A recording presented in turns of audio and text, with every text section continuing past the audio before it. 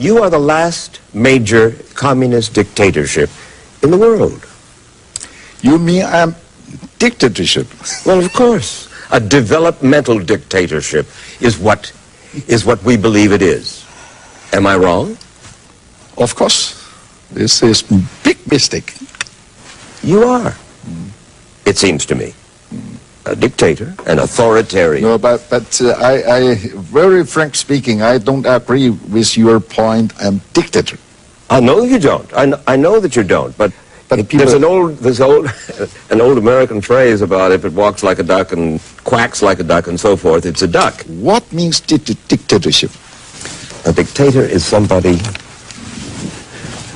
who forcibly, whether it's free press or free religion or free private enterprise, now you're beginning to come a little closer to that.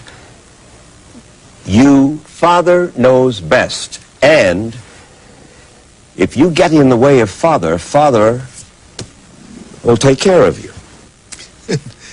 你这个是天方夜谭。 Your way of describing what things are like in China is as absurd as what the Arabian Nights may sound like.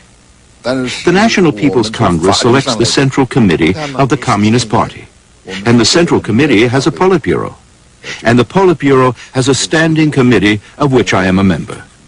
And no decision is made unless all members agree.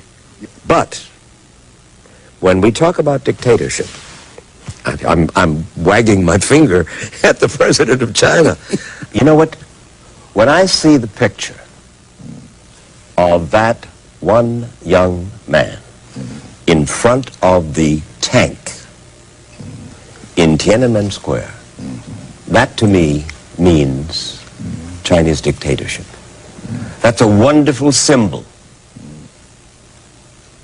that hits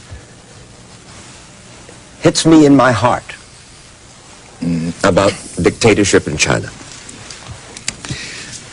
Don't need translation. I know what you say. I'm very willing to answer these questions. So we reminded him that he himself had been a student demonstrator more than 50 years ago. You were a student protester in Shanghai. Shanghai, that's right. At the time of the nationalists, we want freedom. We want democracy. That was you. That's right. That's what those people in Tiananmen Square were saying. We want freedom. We want democracy. In the 1989 disturbance, we truly understood the passion of students who were calling for greater democracy and freedom. In fact, we have always been working to improve our system of democracy. But we could not possibly allow people with ulterior motives to use the students to overthrow the government under the pretext of democracy and freedom.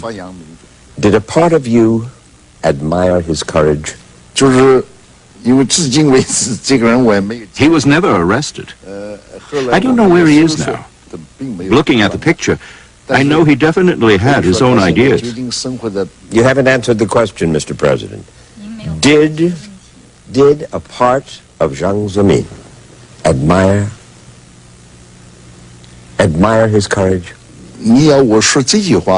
I know what you are driving at, but what I want to emphasize is that we fully respect every citizen's right to freely express his wishes and desires.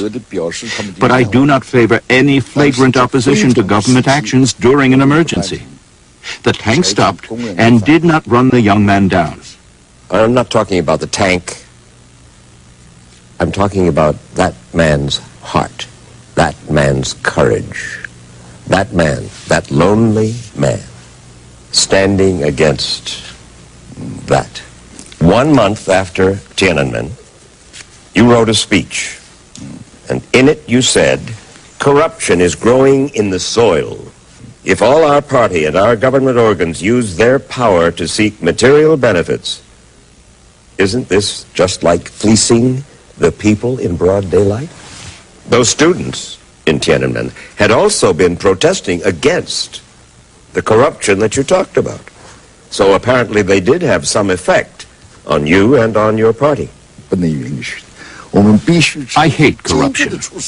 You are right that during the 1989 disturbance, students were chanting slogans against corruption. So on this specific point, the party shares the same position as the students. As an aside, and to underline his credentials as a student demonstrator in times past, the president himself sang a protest song that he'd used back in 1943 against Japanese troops who were occupying parts of China. The title, Arise, Fellow Students, to Defend the Motherland. 等候是天下的兴亡，听吧，满耳是大众的折伤，看吧，也年年国土的人伤。 The president's aides suggested it would be unfair to show pictures of the violence at Tiananmen Square because they say Jiang Zemin had nothing to do with it.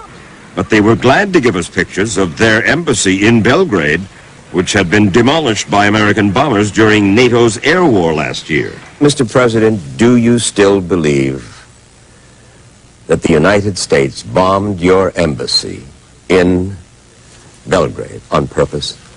Let me put it the other way around. The United States has state-of-the-art technology. So all the explanations that they have given us for what they call a mistaken bombing are absolutely unconvincing. What would the United States get out of bombing your embassy in Belgrade? So is that for me also a question? 也是一个问题。 The identification marks of the Chinese embassy in Belgrade were too clear for people to miss. So why has there been such an incident? It is still a question. But we have decided to look forward to improve China-U.S. relations. I understand that, and that's behind us. But, you know, it's possible for the CIA and the Pentagon to make mistakes. Stupid mistakes. The American people have no doubt in their mind, I think, that this was simply a mistake. President Clinton apologized to me for the bombing many times on the telephone. I told him, since you represent Americans and I Chinese, it would be impossible for us to reach total agreement on this issue. When 60 Minutes returns, the president will give us his views on Abraham Lincoln, American morals, and accused spy Dr. Wen-Ho Lee. President Jiang Zemin says his polls tell him the Chinese people believe that one-party rule is the best way to maintain stability and increase prosperity. And while the president is 74 and scheduled to step down in less than 3 years, he has indicated that he might stay on beyond that. His unfulfilled dream, of course, is to unite Taiwan with the mainland. And he told us that he would fly to Taiwan himself for unification talks if Taiwan were to agree in advance that it is part of China, which so far Taiwan has been unwilling to do. We asked the president about that Taiwan-born scientist who's become a source of some controversy in the United States and China. You know the name of Dr. Wen-Ho Lee? Do you know the man? I know, famous scientist. Famous scientist. Chinese. Chinese? Overseas Chinese. Overseas Chinese. Oh, overseas Chinese. He went to the United States in 1964 and had a wonderful career and went to Los Alamos National Laboratory, and suddenly they decided that he was a spy conceivably for you. Was he? I can tell you frankly, China was not in any way involved in Wen-Ho Lee's case. But we do know that he is a scientist. Who came here to China and talked to your scientists. That's nothing strange. It's just as normal as some Chinese scientists traveling abroad. Allow me to quote a Chinese proverb which goes, if you are out to condemn someone, you can always trump up a charge. We don't know what political motives are behind it. Today, the Chinese still see Wen-Ho Lee as a renowned scientist. That's all. So, not a spy. Of course, You seem almost defensive For the first time in this whole conversation, when I raised the name of Wenho Lee, all of a sudden I sensed this is a difficult subject for you. No, any difficulty to me. This is your feeling. Correct. Maybe under the lights. Conceivably under the lights. But what do you think? I'm not The supposed to scientist, think. even who is a spy, Chinese spy or not? Do I think? That's right. You were considered carefully. I am considering very carefully. You've stopped me. No. First time I discovered you faced the difficulty to answer this question. Yes, that's true. That's true. I probably shouldn't answer. If there was ever a time to change the subject, this was it. You studied the speeches of Thomas Jefferson and Abraham Lincoln as a youngster? When you were learning English? 很小，我在中学的时候学。 When I was in middle school. And later, when I was a teacher, I used Lincoln's Gettysburg Address in my course. Do you want me to quote some lines from it?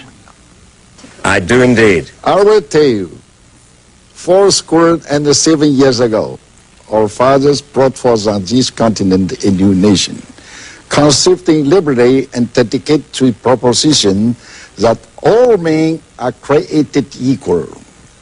Why did you learn that by heart? 我就说为什么我 I 引证 focused 开 on the 始的 words, 这一段， all 就是 men 因 are 为 created equal. All men are created equal. Right. 而且我认为林肯的 Because this had a great influence on students when I was young. And I think what Abraham Lincoln described still remains the goal of American leaders today. It's true. especially the last paragraph, the government of the people, by the people, and for the people, never pushed from the earth. But Abraham Lincoln was elected by the people, correct? That's right. Why is it that Americans can elect their national leaders, but you apparently don't trust the Chinese people to elect your national leaders? Why? 我想告诉你 I am also an elected leader, though we have a different electoral system. Each country should have its own system because our countries have different cultures and historic traditions and different levels of education and economic development. Zhang was chosen by the top leaders of the Communist Party. Public elections occur only in some villages and small towns, and candidates must either be members of the Communist Party or run as independents. But I don't understand still why you have a one-party state. What would happen? What would happen in China if there were 2 or 3 parties? Isn't it conceivable that, as in the United States, the competition between the parties to represent the majority of the people in that country make for a better country? 关于这样一个问题呢 Why must we have opposition parties? You are trying to apply the American values and the American political system to the whole world. But that is not very wise. Many China scholars believe the president has in effect made a deal with the Chinese people to increase their economic and social freedom to work and live as they please, and in return the people give up any right to challenge the authority of the Communist Party. But the president doesn't see it that way. He told us the people and the party are working together toward mutual goals. 这一点我想很坦率地讲 Let me be frank. 所以我们双 China and the United States differ greatly in terms of our values. You Americans always use your values in making judgments about the political situation in other countries. 用你 We want to learn from the West about science and technology and how to manage the economy. But this must be combined with specific conditions here. 一直崇尚 That's how we have made great progress in the last 20 years. Fact is, China's standard of living has been rising dramatically. And in China, like America, it's the economy that largely determines people's satisfaction with their government. The president maintains that the vast majority here believes strong one-party rule is the best way to hold this huge population together and to keep the economy growing. So stability is the top priority, sometimes at the expense of human rights. New subject, one you're not going to want to talk about. Human rights. You persecute something called Falun Gong. They do exercises, they believe in a certain spiritual life. What is it that worries you so about Falun Gong that you torture, arrest, kill, etc.? What is it? I will tell you. Their leader, Li Hongzhi, claims to be the reincarnation of the chief Buddha, and also a reincarnated Jesus Christ. Can you believe that? He said that doomsday was about to come and that the earth was going to explode. In fact, what he says are just fallacies to deceive people. But as a result of his preaching, many families were broken and many lives were lost. So, after careful deliberations, we concluded that Falun Gong is an evil cult. A cult. Cult. By the way, no Falun Gong followers have ever been sentenced to death. But 26 of them have reportedly died in police custody. President Zhang told us Falun Gong has driven thousands of its members to commit suicide.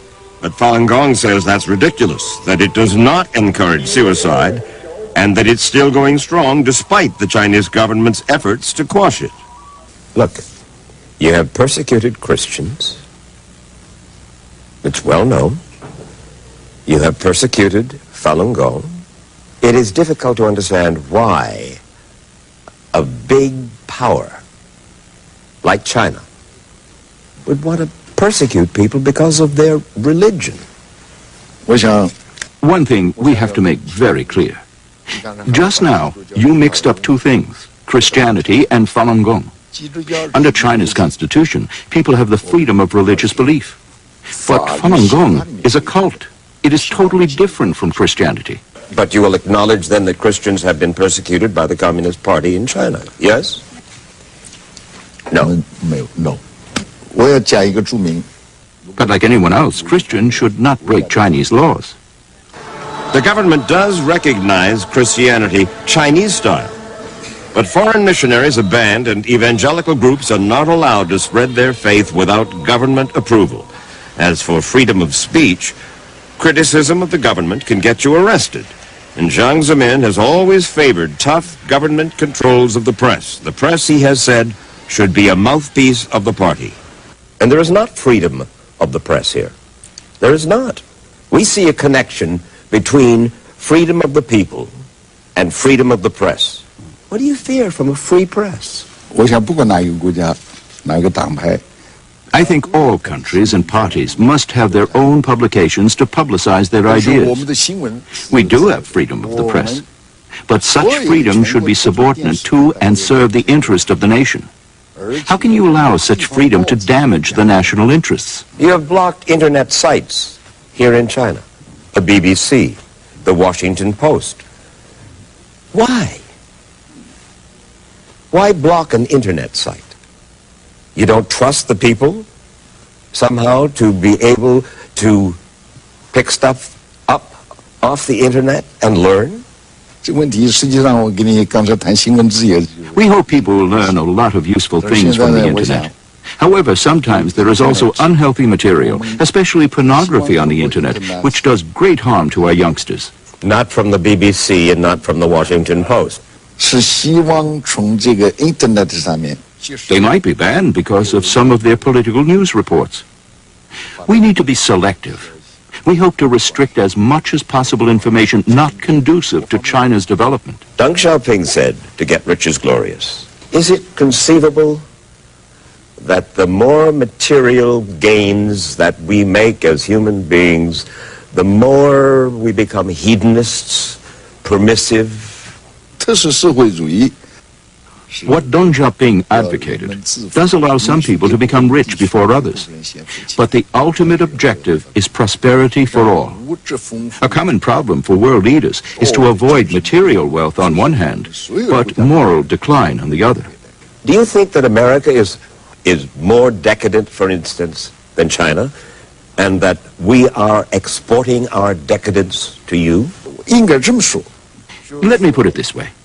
due to many differences between our countries in historical traditions, ways of life, religious beliefs, etc. Things you don't regard as decadent in the States, we may regard as decadent in China. That's why we have to be very selective. So that this is a very complicated problem. Another complicated problem is trade. And President Zhang will meet with American business leaders this week to urge them to increase their investments in China. Corporate America has long lusted after customers in China's billion buyer market. But the fact is China still sells a lot more to us than we sell to them. To change that, the White House says that if the U.S. Senate approves permanent, normal trade relations with China, as the House already has, that would force China to reduce tariffs and trade barriers, and thus to buy more American goods. President Zhang wants normal trade relations too. And he wanted to end our conversation by underscoring why he had agreed to this rarest of interviews. I'm convinced that this interview will be further promoting the friendship and the mutual understanding between our two peoples. That is all. You believe that? That's right. I'm convinced that. I trusted that. You admire America? That's right. And you want to be friends? I want to promote the mutual understanding between two peoples.